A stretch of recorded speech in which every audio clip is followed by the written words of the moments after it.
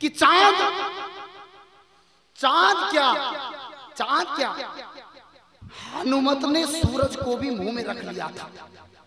चांद क्या, हनुमत ने सूरज को भी मुंह में रख लिया था। हंसते हुए छोटा सा मीठा फल समझकर चख लिया था।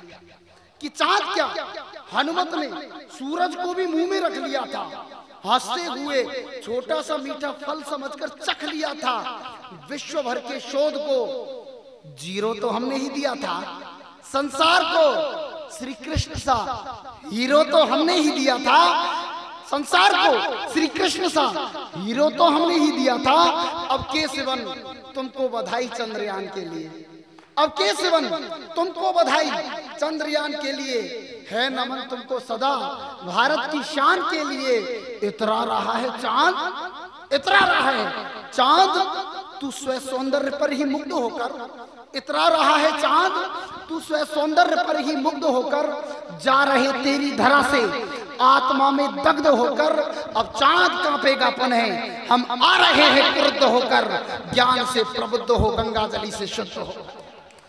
ज्ञान से प्रबुद्ध हो, गंगाजली से शुद्ध होकर। एक कविता आपके बीच में रख देता हूँ। शहीदों की बात कर रहे थे। मेरा मित्र पुलवामा अटैक में शहीद हुआ, जीतराम गुर्जर। उसकी जब शव यात्रा आई, मेरे मामा ससुर का सुपुत्र मेरा शाला सौरभ कटारा रूपबास में शहीद हुआ। मैंने तब लिखी एक कविता, आपको तहत में सुना देता हूँ। कि झरने रोए नदियां रोई, मैं गा के पढ़ता यदि पूरे दिन नहीं गाता था। कि झरने रोए नदियां रोई, कलियां रोई गलियां रोई। कह रहे थे कि शहीद शहीद तो हमारी आत्मा में है। मुझे किसी कवि ने एक मंच पर लखनऊ में कह दिया था कि ऐसे जो नौजवान हैं ये एक दिन देश को बेच डालेंगे। मैंने उनको 4 पंक्तियों में जवाब दिया और आपको लगे कि मैंने सही दिया। कि आ तुल के देखते हैं, आ तुल के देखते हैं कि वजनदार कौन है और इस हिंदुस्तान का असली तरफदार। कि अतुल के देखते हैं कि वजनदार कौन है, इस हिंदुस्तान का असली तरफदार कौन है। चल दोनों खड़े होंगे आईने के सामने, आईना बता देगा कि गद्दार कौन है। अतुल के देखते हैं, आईना बता देगा कि गद्दार कौन है। तब मुझे कहना पड़ता है, मैं तो प्रतिक्रियावादी कवि हूँ साहब। लखनऊ में अखिलेश यादव शपथ ले रहा था, मेरा कवि सम्मेलन जस्ट उसके सामने था। मैंने 4 पंक्तियों में लोकतंत्र की परिभाषा रखी, आपके बीच में रखता हूँ। कि कौन कहता है लोकतंत्र के मंदिर में पुजारी बैठे हैं। कि कौन कहता है लोकतंत्र के मंदिर में पुजारी बैठे हैं। ये भोली जनता बंदर है नचाने वाले मदारी बैठे हैं। ये भोली जनता बंदर है, नचाने वाले मदारी बैठे हैं। 64 साल के इतिहास के पन्नों को देखो खोलकर, वहां पहले भी शिकारी थे, वहां आज भी शिकारी बैठे हैं। वह पहले भी शिकारी थे। तब मुझे कहना पड़ता है कि सुरबाला के रूप का चित्रण करना मेरी रीत नहीं।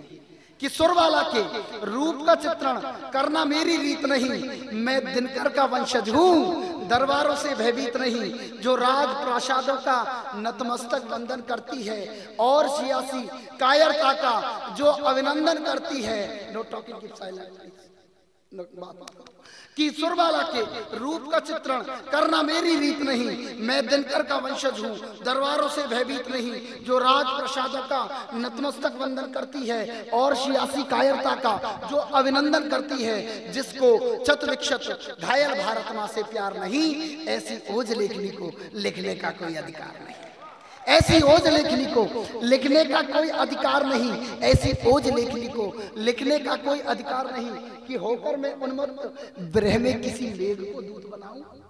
कि होकर मैं उन्मत्त विरह में किसी मेघ को दूत बनाऊं, या कालिदास बनकर रमणी के आंचल में जाकर छुप जाऊं। अरे मेहंदी में रंगोली देखूं, पायल की झनकार सुनाऊं, या तरुणी के केश पाश में अपनी कलम व्यर्थ उलझाऊं। अरे मैं शोलों के गीत लिखूंगा, मैं चिथड़ों पर अश्क बहाऊं। जब भारत माता घायल हो तो कैसे गीत खुशी को, जब भारत माता घायल हो तो कैसे गीत खुशी के गाऊं। अरे तरुणी के तन की तरुणाई मैं भी तो गा सकता हूँ। कि तरुणी के तन की तरुणाई मैं भी तो गा सकता हूँ। चंचल आंगन में अंगड़ाई मैं भी तो ला सकता हूँ। राजमहल के गौरव गाना शायद मुझको भी आता है। मैंने ट्विटर पर ट्वीट करके कहा कि ना कांग्रेस का पानी पीता, ना बीजेपी का खाता हूं, मैं भारत माँ का बेटा हूं, मेहनत से अन्न उगाता हूं।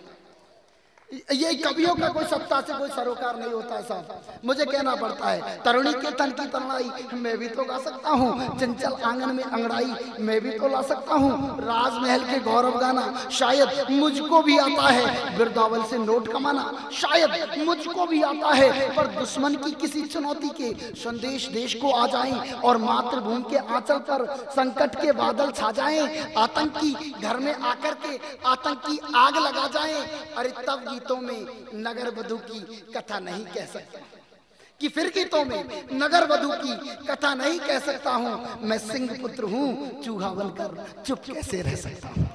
मैं सिंह पुत्र हूं, चूहा बनकर चुप कैसे रह सकता हूं, कि आज पहाड़ों की चोटी पर वो भारत का वीर खड़ा है।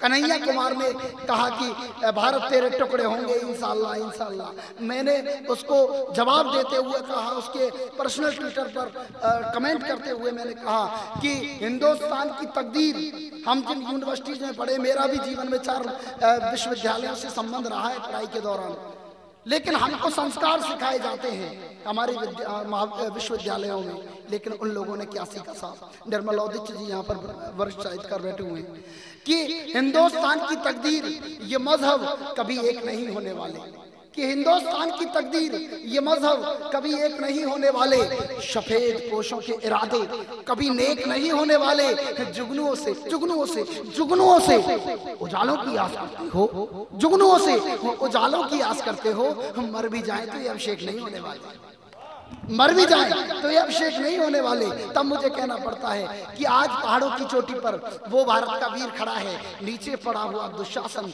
ऊपर अर्जुन का तीर चढ़ा है, तुझको अब इस धरती का श्रृंगार बचाना ही होगा। चीख चीख कर कहता तुझसे जो द्रौपद का चीर पड़ा है, चीख चीख कर कहता तुझसे जो द्रौपद का चीर पड़ा है। रणभूमि में मातृभूमि रक्षा को खून बहे कल कल, शत्रु सैनिक को काट काट कर समरभूमि कर दूं समतल। अरे मैं सैनिक हूँ, समरभूमि में बिल्कुल देख नहीं पाता हूँ, आगे शत्रु दंभ अड़ा हो तो शस्त्र फेंक नहीं पाता हूँ। अरे मत देखो मत देखो मत देखो, अब कहाँ भाई है, कहाँ है बेटा, कहाँ है माँ। भारत माता की रक्षा में अपनी आग लुटा दो जा, भारत माता की रक्षा में अपनी आग लुटा दो जा। अरे थके हुए से मत बैठो तुम, इस देश की रक्षा कौन करेगा।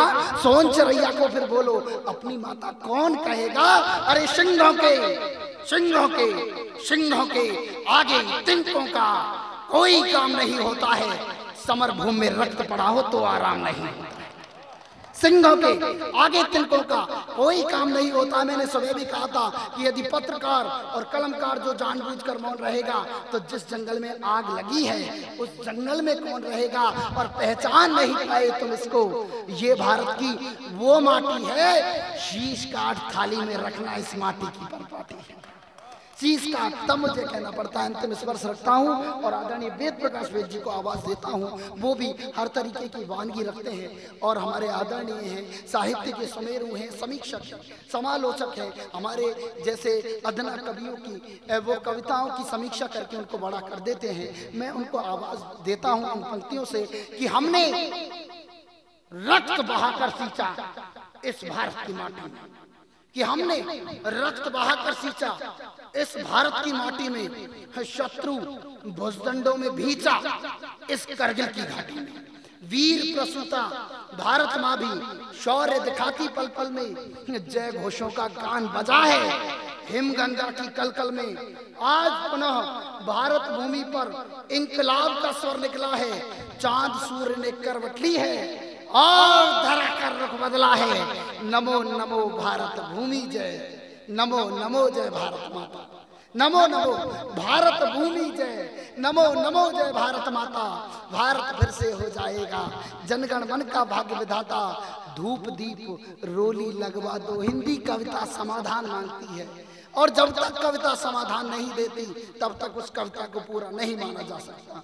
कि धूप दीप रोली लगवा दो, लोकतंत्र की देहरी को अपनी शक्ति को दिखला दो, बजने दो रणभेरी को। अरे है इतना विश्वास हृदय में, भय मुक्त शासन होगा, विश्व पटल पर भारत माँ का ऊंचा सिंहासन होगा।